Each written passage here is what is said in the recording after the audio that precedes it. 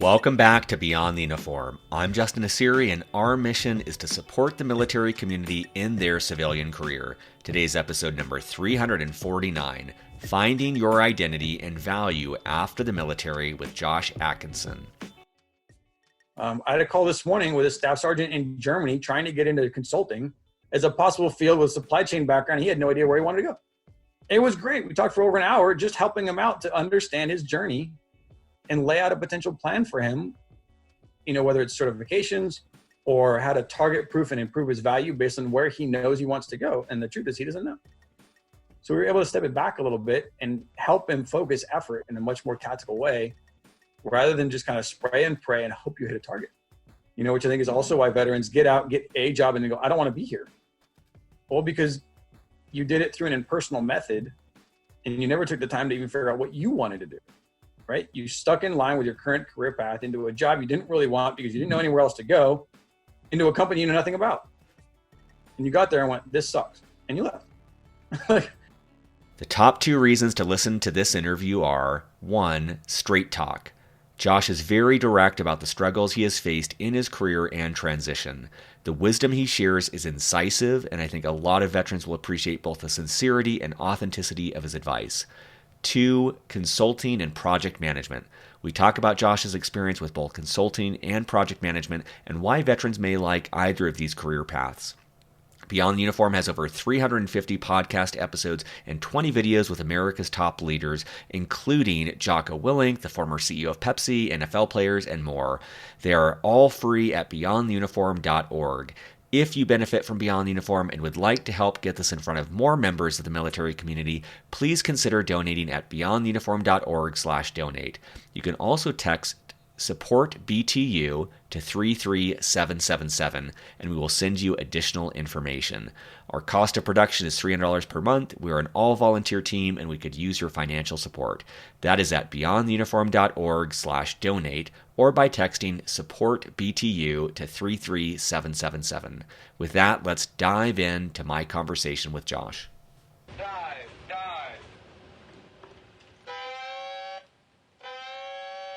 So joining me today in Bristow, Virginia, my guest is Josh Atkinson. Josh, welcome to Beyond the Uniform. Awesome. Thanks for having me, Justin. It's great to see you again after about 20 years. I know. It's been a very long time. And it's funny for listeners who have listened to Ian's interview. After I wrapped up Ian's interview, he had talked about Josh and just how he's the crazy idea person for PM Pro Learn. And we were delayed in starting the interview because Josh has some good ideas for Beyond the Uniform. I was seeing that idea guy in action. Well, for listeners, let me give the quick rundown, a very brief bio. Josh is a consultant at Whitney, Bradley, and Brown. We'll talk about it as WBB going forward, as well as a training consultant at PM Pro Learn. He started out the Naval Academy just a couple years behind me, after which he served in the Marine Corps for over 11 years. He went on to serve in the reserves as well. And really excited. There's a lot of content we can cover today. So let me just make space at the start. Josh, what's not in that public bio that you want listeners to know? God, there's so much to put in there.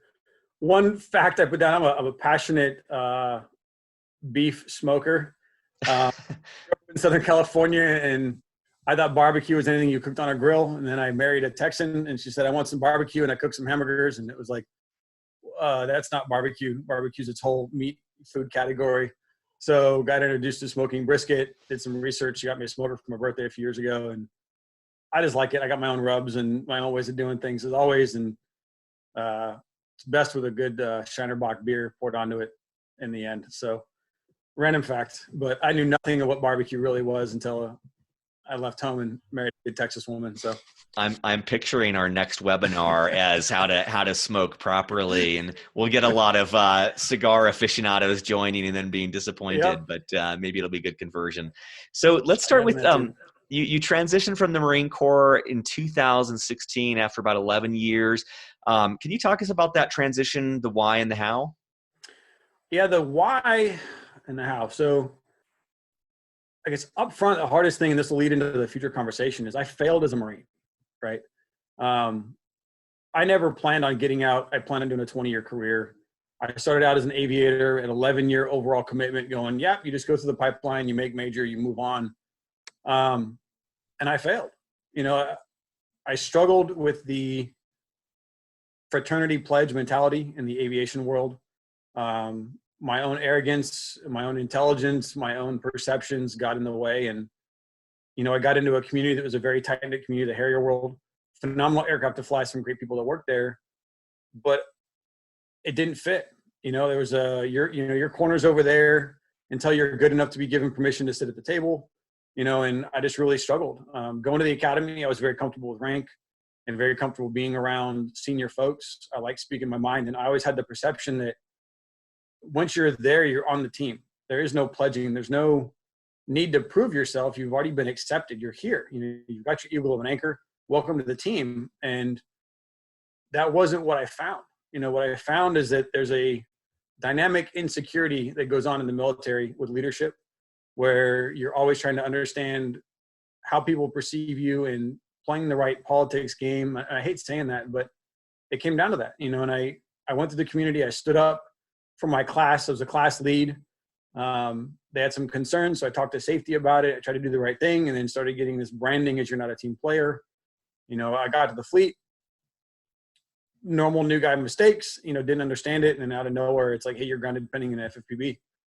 And that kind of shocked me. So then I turned everything into running operations. I worked really hard, and apparently there was a personality conflict that led me down the road of the CO ignoring a unanimous investigation that I was a great pilot and making sure that the paperwork read otherwise. So that sucked. I felt betrayed. Didn't get it. I was like, all right, dive into the next thing. I got a 3-week short pump notice for an IA, missed the birth of my first daughter, by being deployed, so you're kicked out of the Harrier community, deployed, missed the birth of my daughter, and God knew what he was doing through all of it, and not to go over religious, but, the verse about Christ and Pontius Pilate, where he's like, don't you know I have the power to set you free? And Christ says, you have no power with that my Father gave you. Kind of just resonated in my head that I have a journey and God's got me on a path, and I will just keep being faithful. And great deployment, had a phenomenal leadership over there, people that believed in me and didn't care about my background or how I got to where I was, but gave me the opportunity to run and run hard. So I got my first choice, transition to ground logistics, loved it, took the operational mentality of the squadron and applied it to the infantry with planning and logistics and how you run everything there. Loved it. Interviewed with Colonel Zagurski, who was the CO at the time. He's like, I want to make sure you have the right mindset going from aviation to infantry. He's like, you'll do well. He believed in me, gave me wide latitude and said, run hard. And he supported me. And it was great. The next CO came in, again, I'm leaving them intentionally unnamed out of respect. He wanted everything his own way, was threatened by intelligence, didn't want anyone to disagree with him, ended up getting 8 people killed in a mortar mishap, and then fired me. So second time in my career, I'm getting fired, and I'm like, I'm doing everything I know how to do to be the leader I know how to be, to take care of my people and defend the people that I support. And in the end, I'm getting relieved, and so that hurt, like, what the heck, I'm doing everything I can, and moved on, went to the G4. I'm filling lieutenant colonels and majors billets as a captain and doing really well. And then it comes time for major. I deployed with SOCOM, Human Task Force XO, or Human Intelligence Task Force XO, and I don't make major. I've got these great rock star fit reps, but they're all joint, and I get passed over again. And it's like, okay, I'm gonna keep driving. I'm gonna keep doing what I know how to do. And God and I had our own conflicts at this point of like, what the heck? But I knew that God had a plan. And lo and behold, I get passed over twice for major. Now it's like, well, now what? What do I want to do? And my father-in-law asked me, he's like, what do you want to do when you become a civilian now?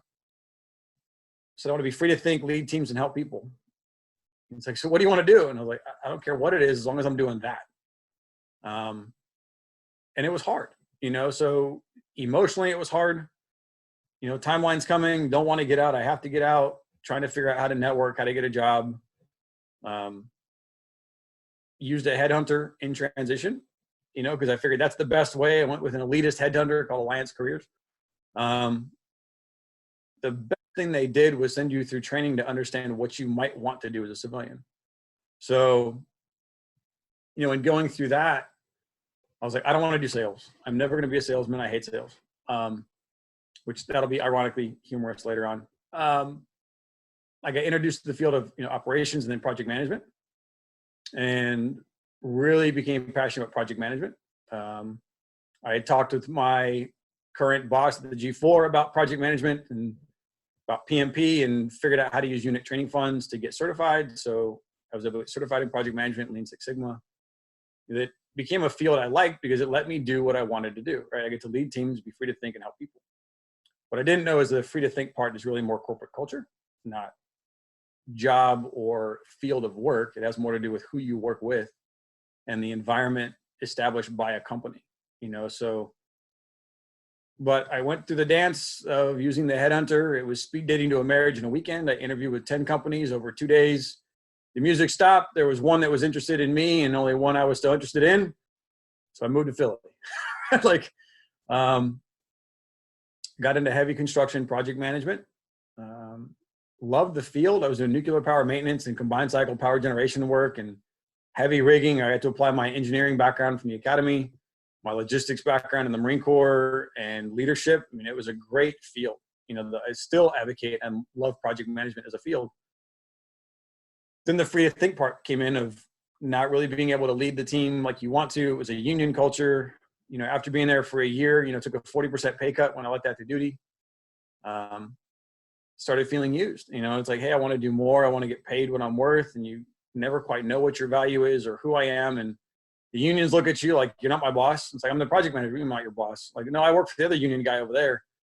So there's this culture disconnect, of like, I don't get it. I get the structure. I like the work. I'm crushing it. I doubled profit on every project I ran for a year. And then you go ask for a raise after a year and it's like, let's give it another year. I'm like, well, wait a second. Like, I don't get it. Just like the military, I'm working hard. I'm doing what I'm supposed to do. Like, why doesn't stuff move like it's supposed to? So it was hard, but I was glad to have a job. And that's where the reserves kind of came in I didn't immediately go into the reserves. I knew I kind of wanted to stay in the reserves, but I didn't know where I was going to land with the work. Let me pause you before we talk about reserves, because I love what you're saying around, essentially it's a discussion around culture, right? It's like finding the right culture, finding values alignment, finding the little things that drive you crazy I know that feeling of not feeling appreciated for impact. And I know that feeling of not having the inclusion that I would want in an environment. I think I can imagine people who thrive by this sense of like the haves and have-nots and pay your dues and sit over there. And I think that culture works great for many people. It would just drive me nuts.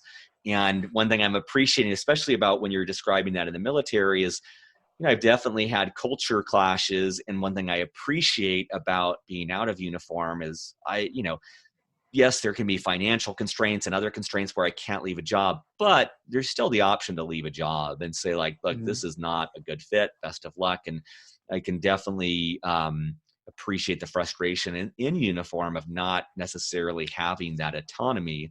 And I love that you took stock of the 11 years in the military. You seems like you did a great job of assessing what worked and, more importantly, what didn't.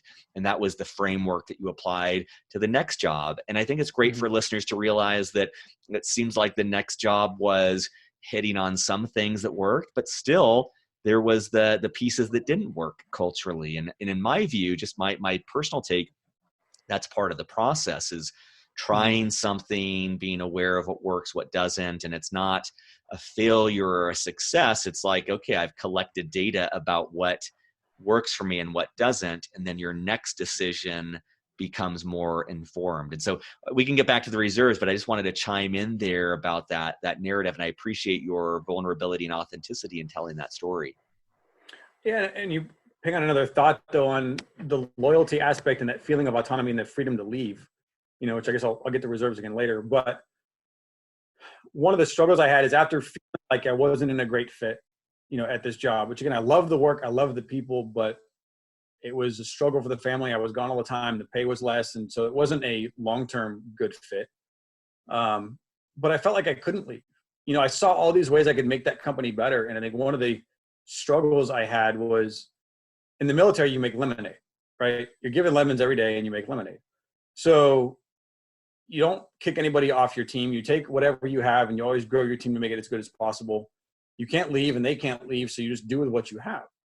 And when I went to this company, I saw so many ways I wanted them to improve, applying the TNR mentality of the military to the training that they were going through. I wrote white papers for the company on how to prove and improve their certification process and how they manage training to give a quality metric spread of grades so that you knew who did what, and develop standardization on processes so that across the country, I call it the McDonald's effect of a cheeseburger in Maine should taste like a cheeseburger in California. So you wanted this standardization and consistency that you get from the aviation world and the military of, if I fly East Coast, West Coast, or overseas, I need to be able to fly together with a squadron and not crash.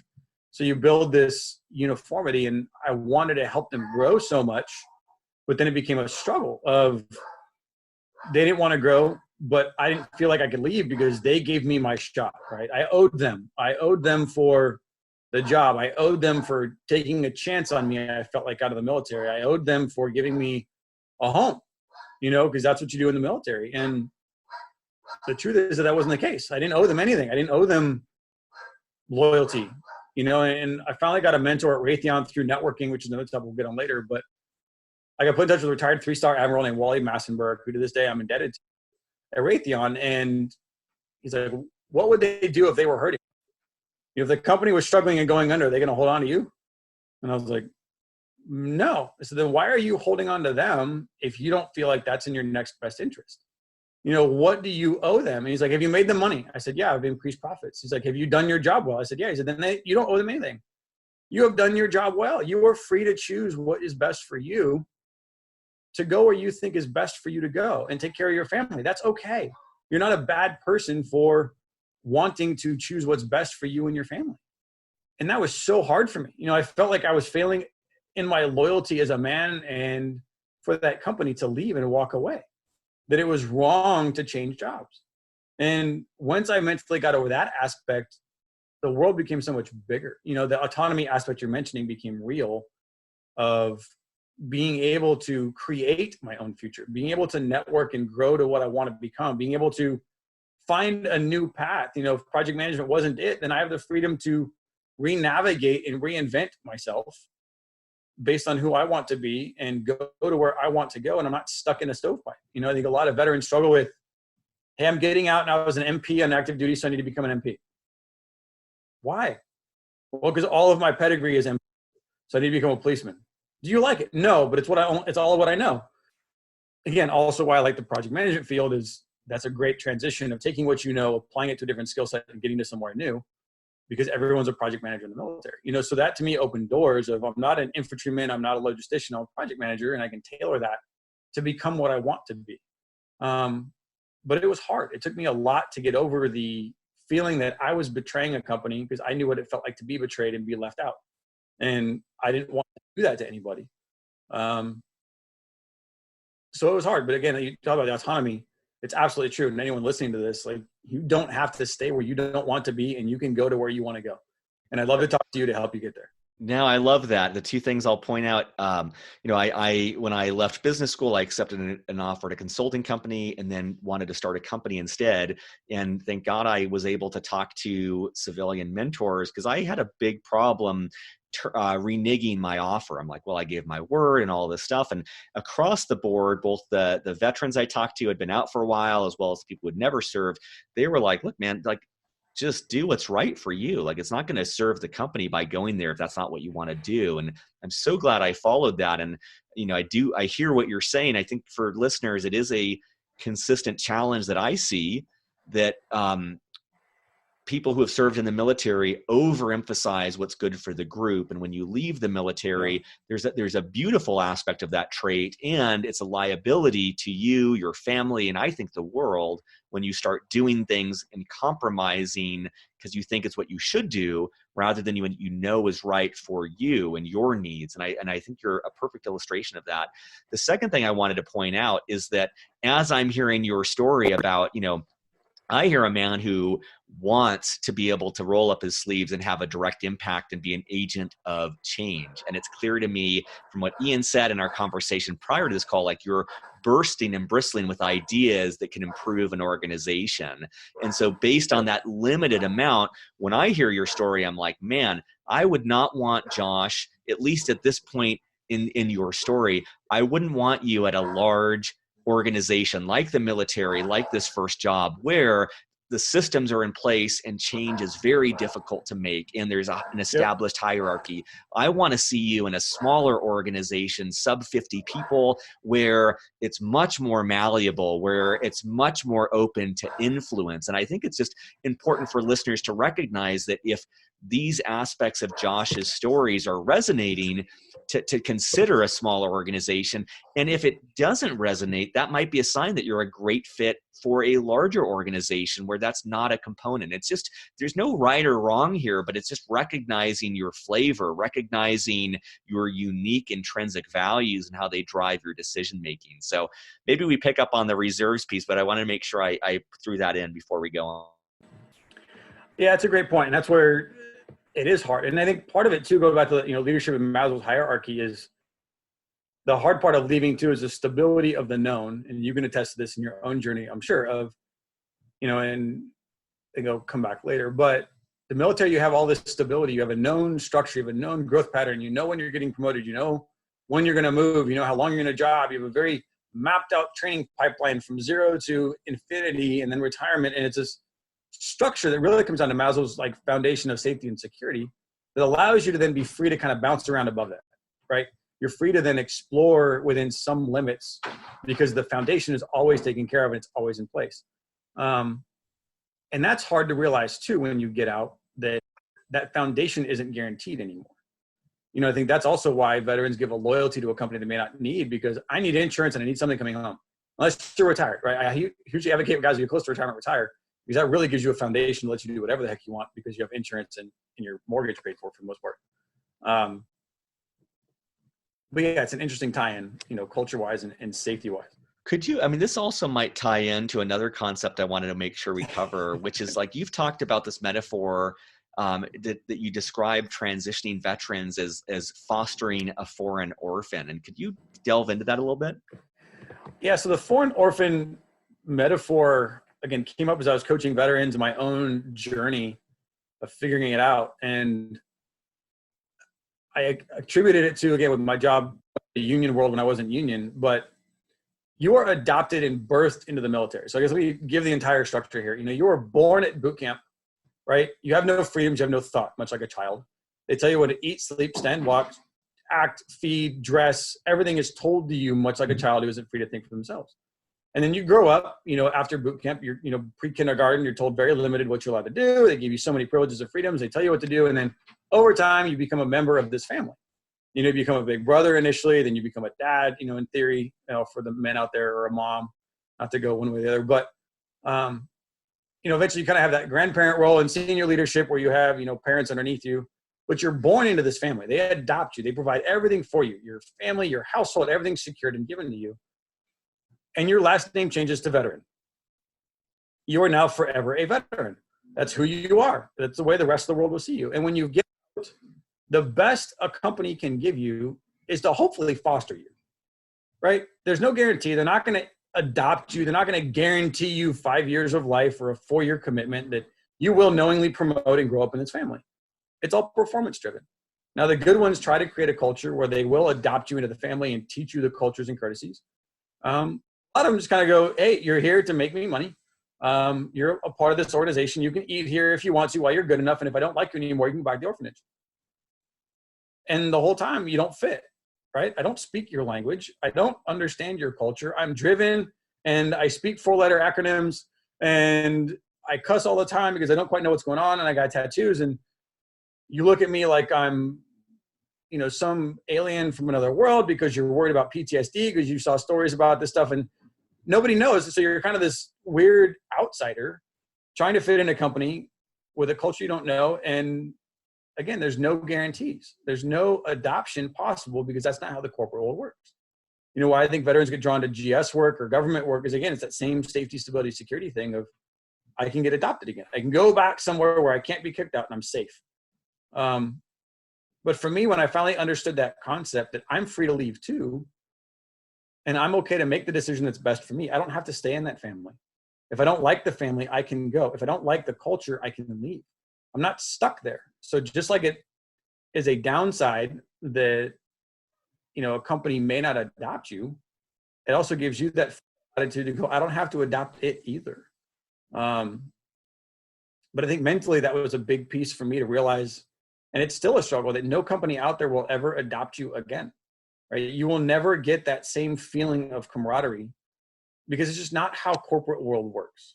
You know, you can build friendships, you can build support structures, but you never have that feeling. And that's maybe a great lead in for the reserve question. You know, for me, the reserves was such a huge mental stability thing where I'd felt abandoned by the military, but you didn't fit and you got a family reunion once a month, right? I got to go back home at least once a month and have a family reunion and be around people that were like me, right? I got to talk to people about the civilian struggles because they were civilians too. As a reservist, I got to network with people and about what I was going through. I got to ask questions about corporate worth and certifications and how do you grow and promote, because I had a new family in the reserves. There was a lot like old family, but now they could relate to the civilian side too. You know, and it was a great, for me, stabilizer. You had benefits that you knew. You had TRICARE. You made, $1,000 a weekend. So it was a nice little added income since I wasn't making as much as I thought I would on active duty. But it gave me a chance to kind of live in both worlds of being who I was and what I knew, and also grow into the new world of civilian. So I'm a huge advocate for guys that are in transition, not as a permanent thing. I understood the mentality of I'm done and I want to go as far away as possible, right? I got used, I got left, I'm done, right? I wanted nothing to do with the military. I wanted to go pure civilian to get paid what you're worth and be valued for who you are, right? The grass is greener BS that you believe, only to find out that it wasn't there, and the reserves for me were a big chance to let me transition on my own. And for, again, those who are in getting out, I've talked to a bunch of officers who are like, I'm just done. I want to go cold turkey. And I'm like, look, it gives you a way out. If your culture sucks, go back on orders for, take a set of orders and try again. Try your taste of this career field. And if you don't like it, go back on orders and then use the benefits of the military, grow your capabilities and certifications and licenses because the military can pay for those, and then try a new field. And if you put your toe in the water there and don't like it, go back on orders for a while. I mean, it gives you this unlimited flexibility to explore without the risk of being abandoned. For me, that was the next hardest thing if I didn't make major again in the reserves. So I did get kicked out.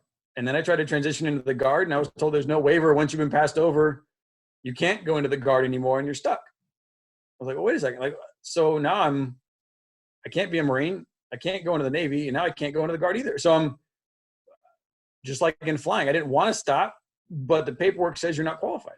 So now what? But the reserves gave me time to be okay and get over the feeling of being a failure. I knew in my head I wasn't. I knew I'm capable. I know what I'm possible to do, and I think I'm a great asset. But inside there's that nagging feeling of you failed. You didn't make it.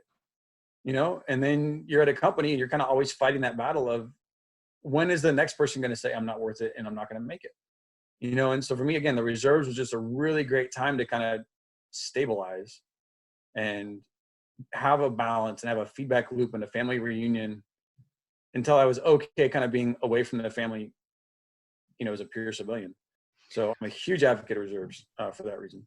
I think that's great too. I mean, I love this point around the mutual selection where companies don't have an obligation to the individual and the individual doesn't have an obligation to the company. And I love the flexibility on both sides. And I think you're pointing out the pros and cons of that. And then I also appreciate this sense, and I've heard this from a lot of others too, the stability that the reserves do provide and how that can be a counterweight to all the ambiguity going on in this transition. And one of the things I wanted to ask about is how the different opportunities in your career have come about. And I know that networking has played a big role as well. So I want to give you room to talk about networking and advice you have for listeners. Networking is extremely huge. You kind of learn about it on active duty. As a logistician in the Marine Corps, we learned about it because you never had enough money to do anything you wanted to do. So the way you got stuff was networking, right? The HABU, right? Hook a brother up. You figure out who has what and how to get it and how to network. But it was always on a professional level or a mission-focused level, not a personal level. So I got out not really knowing how to do social networking. And then I started working with PM ProLearn, right? Tim Dahlhaus, the founder of ProLearn, asked me to join him as a training consultant to see if I could get this entrepreneurial idea off the ground. I said, okay. So I created this strategy of LinkedIn networking where I went from 500 to now 26,000 connections, shamelessly adding anybody who was remotely associated with veterans, trying to find people I could help, right? And I would just reach out and say, I'm trying to help veterans get into project management. My unit paid for it. Yours can too. Do you know anybody I can help? And the entire mission and the focus of the team was like, I just want to help people. Do you know anybody out there that needs help? And I want to talk to you. Like, do you know somebody? I want to talk to you. Like, I want to help you. What can I do? So we started this networking thing of just connecting with thousands of veterans around the world to try to help them understand and learn from my mistakes and my lessons and utilize the resources that I'd figured out. So my first opportunity came from a headhunter when I left active duty, but beyond that, it's been networking.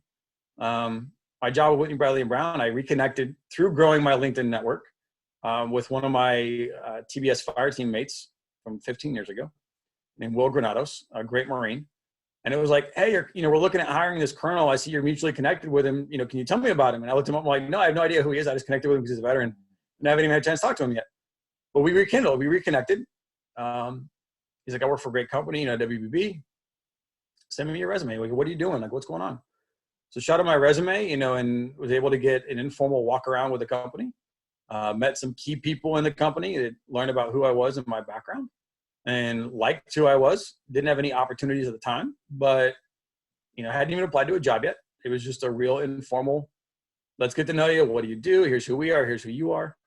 After talking to Wally, I had a more refined resume. I kind of knew what my corporate value was in that regard. So I was able to give them a figure that I was okay with in terms of salary range and say, this is what I'm kind of looking at doing.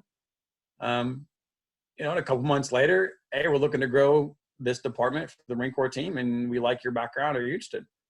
So the job I have at WBB was created purely because of networking.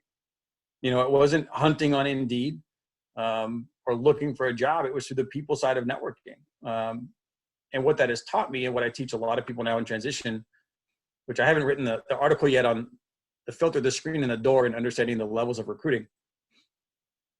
And my recruiting friends are going to probably hate me for this one, but recruiters are shit screens, right? Like, the recruiters in the military are the door you have to walk through to get into the organization. In the civilian world, a recruiter is an intel collector trying to find a target to present to the targeting team to see if they want to go after it, right? And you, as a pursuer of that team, are a potential threat in some ways, and all they're doing is filtering out all the unqualified stuff, right? They're not really an advocate for you. They're not the door to get to. The door is somewhere multiple layers behind the recruiter. Well, through networking, and I'll tell veterans, like, go find a company you want to work for, and then go find a veteran that works at the company, and go send them a message that says, I like your company. Can you tell me more?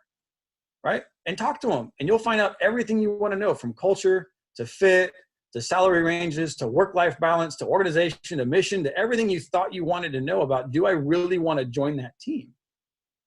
And then what people don't know is that individual, if they walk your resume to the hiring manager and get you hired, will probably get a bonus. So now you have a veteran on the inside who can relate to you, who has a personal financial incentive to get you hired. And you've not once yet talked to a recruiter or applied to a job. You're networking, right? And I can learn all I want to do to say, look, I really want to go there.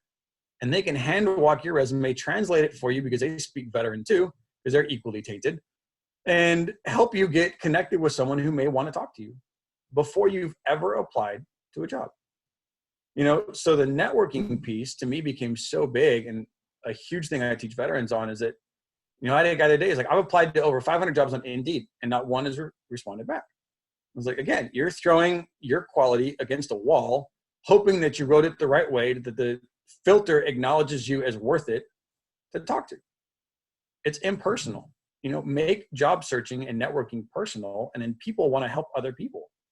I had a call this morning with a staff sergeant in Germany trying to get into consulting as a possible field with supply chain background. He had no idea where he wanted to go. It was great. We talked for over an hour, just helping him out to understand his journey and lay out a potential plan for him, whether it's certifications or how to target proof and improve his value based on where he knows he wants to go. And the truth is, he doesn't know. So we were able to step it back a little bit and help him focus effort in a much more tactical way, rather than just kind of spray and pray and hope you hit a target, which I think is also why veterans get out, get a job, and they go, I don't want to be here. Well, because you did it through an impersonal method, and you never took the time to even figure out what you wanted to do, right? You stuck in line with your current career path into a job you didn't really want because you didn't know anywhere else to go, into a company you know nothing about. And you got there and went, this sucks. And you left. Like, so, the point on networking has been huge for me. And then it goes into the growth of PM Pro and helping them. It's been exactly that. The growth at WB, getting a job as a consultant and growing inside the company there has been purely on networking. And then helping other veterans learn about the value of project management is through networking. And just doing that. I have a new hashtag LinkedIn Top Helper that I put out there kind of as a joke against the LinkedIn Top Voices. I love what the voices do as influencers. But I don't want to influence anybody. I want to help everybody. And that's the power, I think, of networking, is when you go in willing to help people, other people want to help you too. And as the community of veterans, we can help grow so much. And you've helped a lot of people around project management. You probably get a ton of questions. What would you want people to know about that? I know that's like a broad question, but this is something that you do a lot with people. So if you had one way to say this to get in front of a lot of people, what should they know about this? For veterans, I'd say project management as a field is the closest thing I have found to being in leadership in the military, right? So project management is defined as a temporary endeavor that creates a unique product, service, or result, right? You get a mission, you assemble a team with the capabilities required to accomplish that mission, and then you build a plan and manage the execution of the mission and then turn it over when it's done. It is military project management or military operational planning and execution 101 over and over and over again. It's a great field. The gap I see when I'm coaching people is that, PMP in particular, or project management, is not a civilian thing. It is an active duty thing. It is military planning on steroids. And if you can learn the civilian version of project management, it helps you while you're active. And then you can decide if it's what you want to still do when you get out. People come after this, I want PMP after my last name. And I'm like, why? What's the point? It's a lot of mental effort and energy to get something that if you don't want to go into that field, it won't help you as a civilian. But if you're involved in planning in the military, it will help you while you're active. And then you can decide if you want to do it as a civilian. So it gives you a lot of opportunity to either decide or grow on your own. And there's resources while active too. That's the biggest thing. I talked to Ian about it and I was like, PMP is not a civilian certification. Project management is a military certification that is PME and personal development while you're active. Units can pay for it with unit training funds and other resources that are there because the field aligns with military planning. So there's ways to get certified, whether it's PMP or Agile or ITIL or CompTIA or SecPlus or whatever. And units can pay for it for professional development on a government credit card and help you grow while you're in to then decide what you want to do before you get out. I got PMP, 4 months before I transitioned and went, why didn't I get this earlier in my career? Because this would have really helped me doing FASMO and, IT cutover and a maintenance inspection, all these other things that the military planning process doesn't help you with. So that's my biggest pitch is don't wait till you're in transition to get an understanding of project management. Do it while you're active duty. And this also leads into another thing I wanted to ask you about is certifications. And you've touched on this a lot, but what else do you want them to know about certifications and the importance of those? I think it goes to the translation of capability, right? Not just PMP. Certifications in the civilian world most require experience and capability and education, right? So in the civilian world, an MBA is a dime a dozen, but a certification says you have technical capability in a specific field and you have experience in that field. And what it also does is in the process of getting a certification, you learn the language of the industry. So now you can at least speak the language. So we talked about the barrier of veteran versus civilian, and you're always labeled now as veteran, right? There is a preconceived notion by everybody in the civilian world of what that means, most of which aren't accurate on any level, but they get to put it in their head. But if I have a certification in the industry I'm trying to go into, that automatically breaks down barriers of communication because now I speak your language. I'll give you an example. My first job as a project manager, I was the only certified project manager in the company, at least for my branch. So I'm at a nuclear power plant doing a multi-million-dollar outage for maintenance, and all of the leads would skip over the project manager and talk to me because I was certified and so were they. And I could speak their language. So I had instant credibility. They'd never met me before, but I had the same license that they did, and they wanted to talk to me instead of the actual senior project manager because he wasn't certified and spoke a different language. So it bridges the gap of misunderstanding and relevance when you're in transition. Some don't take a lot of effort to get. They're cheaper and faster than a degree, but there's a lot of guys I know, what do you do? I'm getting my master's in business. Why? Because it'll make me marketable. For what market? I don't know, everybody. Okay, great. That's a 2-year, multi-$1,000 prospect. You just took your GI Bill that you can't give to your kids anymore to get something that you have no idea what the actual return on investment is going to be. Or I can get my unit to pay for a certification, use government training funds to get it. About a month and a half later, be certified in something, learn a new language, have a new skill set, benefit it while I'm active duty, and get instant credibility when I'm out. Like faster return, easier to get, and it bridges the capability gap between culture. It gives me credibility, and it teaches me a language that the industry uses. So there's a lot of value in my mind to get certified. And knowing that units can pay for it, and there's resources that don't call anything out of your pocket to make you a better military leader and planner and civilian, later on. So I think there's a huge return on that to bridge the gap. And now some of them have job requirements of you must have it to get hired. Well, that's a different story of if you have to get it to get the job and you really want the job, then get it. But again, it gives you a chance to also taste it and go, I don't like that industry. I put in all the work. I got the certification. I don't want that kind of work. Great. But it gives you the chance to do it if you need it. So I love one of the threads of what you're saying is, at least what I'm hearing is this sense of like data collection.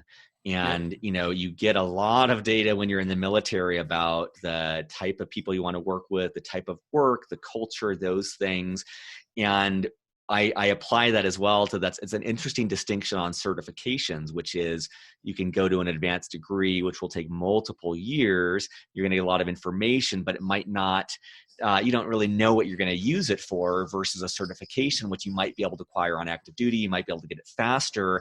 And then you're able to determine with less time invested and money invested, does this work?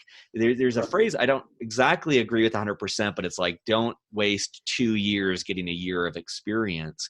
And that's one of the themes I've seen with your story as well as many others is every time you're taking a job, you're getting information like, is this right for me? And if not, move on, like do what's best for you and your family and move on and get more data and learn. And hopefully each time you get a little bit closer, but it's interesting to think of that through certifications as well, like a quick feeding of like, is this what I want to do? Is this stimulate me? Is this the language? And that's one other thing I'll point out is that I think in the military, quitting is awful, and it should be. There's a lot of downsides to quitting. You need people who can power through anything. And Raviel Navikant, who founded AngelList, he's been on Tim Ferriss's podcast many times. He talks about the value of quitting, of how good it is to, if you're reading a book and you don't like it, quit it. You don't have to finish it. Like there's so much value to quitting. And it might be a growth area for people in the military to see that there is a positive aspect to quitting or to doing things in smaller batches of commitment. Yeah, I agree. And that's part of that, again, getting over the feeling of failure or the choice to say, I quit. I don't like it. I don't like this job. I don't like this company. I don't like this line of work. Stop doing it. Obviously don't quit it with no plan of what's next. For some people on your podcast, like, dude, I was just done and I dropped everything and went over here and then reinvented myself. If you have the means to do that, by all means, go ahead. But take that lightly. Don't quit with no plan, but don't feel like you can't change. Don't get stuck in anything, whether it's a job, an industry, a location, a relationship, and feel like there's nothing you can do about it besides tolerate it. That isn't true. And there's so many things you can do to improve on that. So I'm trying to be judicious. We've got about 5 or 6 minutes left here. Let's do this as a choose your own adventure. There's some things I want to know. One thing is around this hashtag crazy idea guy that I've heard in multiple angles and on LinkedIn. Another one is recommended resources, which I always like to ask guests. You can choose your own adventure on where to go with that. All right. I'll do a real quick recommended resources. Then I'll do a crazy idea guy. To me, Simon Sinek's Start With Why, StrengthsFinder 2.0 are probably 2 great resources. One, to figure out what do you really want to do. It's like $25 for Sinek's Start With Why program. My why, which anybody would be like, well, no, duh, is to lead and help others so together I can improve every situation. Right? Like that is what gets me up and going in the morning. It doesn't give me a job field, but it lets me assess a culture of a company to go, am I going to be able to do that? Right? When you find your why, it lets you know if what you're doing is in line with who you really are and what you're really passionate about. Right? I love helping people. I like building teams. I like making stuff great. Right? Which I guess is maybe a great segue into, the hashtag crazy idea guy. Right? I am not an inventor. Ian may disagree with me. I'm more of a tweaker and a one-upper, and I say that with affection of I like taking whatever I can see and optimizing it and making it better, right? And my mind is always running down these crazy ideas of like, well, what if you did this, right? And I wrote an article called See If It Sticks, right? I'm the kind of guy that says throw it against the wall and see if it sticks. My grandpa taught me that you check if spaghetti is done by throwing it against the wall, and if it sticks, it's good, right? So kind of take that same concept of just throw it out there, right? So many people want these purely polished, refined ideas and see if they're vetted, and if they're fully vetted, then you accept them. But I'm more the mentality of I'm going to throw it out and see if it sticks. As we were talking earlier on, a way to potentially optimize the way you do webinars with lower overhead. I was talking to another friend who wanted to start a nonprofit about helping veterans get into classic car rebuilding. And it went from a small conversation into you can do a pipeline with the local colleges and have people get certifications and do it for nonprofits and build it as a way to tie in with disabled veterans to build cars for disabled veterans. And it just kind of spun out of control and it just kept on running. Talking to the guys at PM Pro and PM Pro Solutions and the future of potentiality there. I mean, just taking whatever I'm given from any circumstance and trying to provide an outside, unbiased, unfiltered view of whatever that is to find a potential solution to make it better. I'm horrible at coming up with original ideas. I love finding ways to take an idea and make it 20 times, 10, better than whatever it was just to help somebody. Right. And at the end of the day, it'd be like, I don't want your idea. It'd be like, okay, I'm good with that. Like, you don't need to take it. I don't need you to accept the advice. I just want to help. So I throw it out as help. And it's just kind of been this, dubbed thing from Ian. I'm like, you got some other crazy idea coming up. I'm like, how about this? It's like, oh crap, here comes another one. The guys at WB, same thing. Like, what if we did it this way? Let's do change management. Let's do like that. I mean, just always throwing out some new concept to make it better. But again, with an intent and a heart behind, I just want to help people. I want to help everyone be successful. I want to help everything become a viable product that improves and helps everybody. So that's the quick snapshot on the hashtag crazy idea guy. I love that. And I love that snippet too around your why. And I think it's heavy lifting to craft that and get it crisp like you have it. Could you just say it one more time? Yeah, it's to lead and help others so together we can improve every situation. So I love that. And I think that, like you said, that's not going to do everything. That's not going to say I should work at Google as a software engineer, but it becomes a filter. It becomes, it takes something that's completely subjective and makes it a little bit more objective. It allows you to ask that question. We used to do this in hiring. We would come up with criteria of like, what are our team values? And then we would ask the team members like, okay, does this person, how do they do on these values? Of course, it's still more art than science, but it gives you a common language to evaluate opportunities. And it sounds like you've done that in your career. It's become a filter to assess a team, a company, an industry, all of these different things. And I hope listeners can check out, I'll add them in the show notes, start with why. We had an interview with Peter Drucker, who is Simon Sinek's right-hand man on that topic, StrengthsFinders 2.0, and we'll also add your article, See If It Sticks. All of those are different criteria to help you refine your values, your mission statement, your purpose, whatever you want to call it, and that it's definitely worth the work. Yeah, I appreciate it. Yeah, StrengthsFinder I think is good. Just again, learn natural giftings. It doesn't tell you an industry. It just helps you learn about yourself and know what your passions are, what you're gifted at. For me, it's, maximizer, activator, woo, communicator, and strategic are my 5. And again, just people interact with me for more than 10 minutes and go, yep, that's you. So again, it helps you assess, is what I'm doing in line with what my natural passions are and desires? And am I going to be able to keep being who I am naturally? Or do I have to keep sucking it up and being somebody I'm not? And that goes into you find something that you love to do, you never work a day in your life, kind of a thing. If you're doing what you're naturally gifted at and what you love doing, then you truly enjoy every day. It doesn't make it easy every day. It doesn't mean there aren't ups and downs, but you can help assess culture and job position and roles and responsibilities to make sure that what you're doing is what you really want to be doing, with at least some kind of a filter that gives you clarity on it, where otherwise I didn't really know. Again, I kind of knew it, but it helped me validate what I thought I already knew when it came to a career. Awesome. Well, I always like to keep the last question open-ended, and that is, what have we not talked about today that you want listeners to know? Geez, I don't know. Life is hard, and through that perseverance, you become better at who you are, right? The best training I've been through, SEER, Arctic warfare, Arctic survival, are things you look at and go, that was never fun. But you come out in the end a better person and a more capable person in the end. So transition is hard. Go into it with a mindset that it's going to hurt. There's things you're not going to figure out, but never look down, never quit. No matter what it is, there's a light at the end. And in the end, you become better as a result. So never give up. Again, I was listening to another podcast. I can't remember what it is. I think I remember the number, but this is the Heroes for Horses or whatever, about taking people through trials. And through those trials, you become aware of who you are and what you can truly overcome.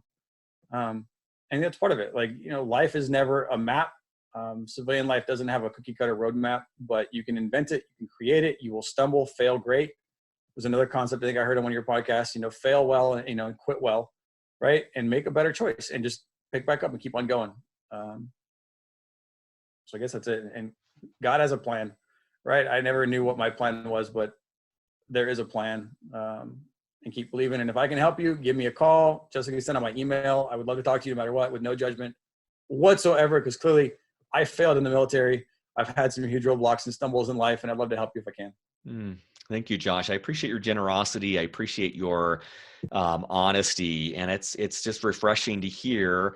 We people overemphasize the Instagram aspects of their life, and to me, that's not really helpful. But what is helpful is hearing the nicks and scars and bruises that we pick up on along the way, and what we learn and how we adapt. And I love that sense of purpose in your journey, that the setbacks and the failures, they're not pleasant at the time, and they're probably still not pleasant now, and yet they get you to where you are and you learn from them. And I have more than my fair share of failures and just things I regret, and those help me become the man that I am and that do the things that I want to do in life. And so I think it's a great reminder for those of you listening who may be in that crucible experience right now, or may just be having the tar beat out of you, to have that faith that it is for a purpose, even if you don't understand it now, and it will help you learn and grow into someone. And so thank you, Josh. I'll add all of these notes in the show notes at beyondtheuniform.org, contact information, those things. But thank you for sharing your story today. You are very welcome, Justin. I love what you're doing. I love Beyond the Uniform. It's been a great resource. I recommend that again as another resource, but you already know that because they're listening anyway. Appreciate it. It's been great. It's an honor to be here and an honor to help out in any way I can. Awesome. Surface.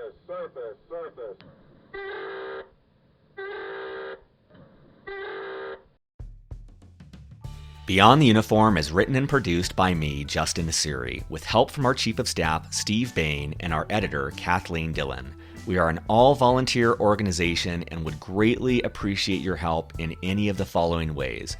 First, spread the word. Beyond the Uniform has over 330 podcast episodes and 15 on-demand webinars, all offered for free. Help us spread the word on social media, at military bases, or whatever gets this resource in front of more men and women who need it. Positive reviews on iTunes go a long way towards this as well. Second, sponsorship. Beyond the Uniform relies on sponsorship to keep us going. There is so much more we'd like to do, but we don't have nearly the resources to do so. If you know of a company that would like to advertise in any way with Beyond the Uniform, please send them to beyondtheuniform.org. Third, donations. If you're in a financial position to donate, you can find more information on the support section of beyondtheuniform.org. At our website, beyondtheuniform.org, you'll also find 330 plus episodes categorized by industry, functional role, and more. You'll find a link for live events, typically 4 per month. You'll also find both free and for purchase books that take a deeper dive on topics related to career growth. Thank you for your support as we aim to help members of the military and their families thrive in their post-military career and life.